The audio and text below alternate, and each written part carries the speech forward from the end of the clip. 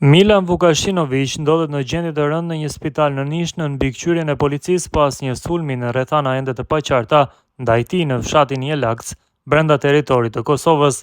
Avokati i tij, Ivan Ninić, deklaron se shteti serb po përpiqet që ta fshehë rastin dhe kërkon përgjigje nga institucionet e Beogradit, të cilat deri tani nuk kanë dhënë sqarime. Sipas Ninić, Vukashinović është shëlluar nga pjesëtar të forcave serbe të sigurisë, ndoshta të ushtrisë ose policisë, dërsa automjeti i tij është gjetur në një zonë të paarritshme të komunës së Leposavićit. Ata e rrëmbyen dhe e çuan në Serbi.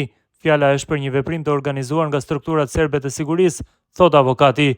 Institucionet e Kosovës konfirmojnë se sulmi është kryer nga disa persona të maskuar që kanë hyrë në territorin kosovar dhe më pas e kanë transportuar Vukashinović në Nish. Hetimet mbi ngjarjen janë ende në zhvillim. Gazetari Andria Lazarević thekson se informacionet për rastin janë kontradiktore.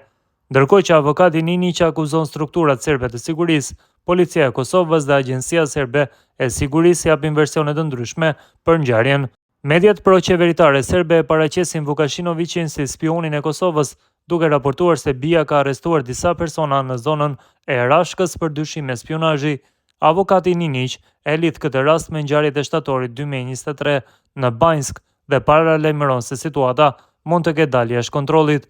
Ai ka depozituar kallëzim penal kundër personave të panjohur nga ushtria ose policia serbe, si dhe kundër Milan Radojčić, me të cilin Vukashinović kishte pasur përplasje të mëparshme. Pas publikimit të këtyre informacioneve, Ninić ka marrë kërcënime nga një grup në Telegram të quajtur Korridor, që dyshohet të ketë lidhje me BIA-n serbe dhe Milan Radojčić.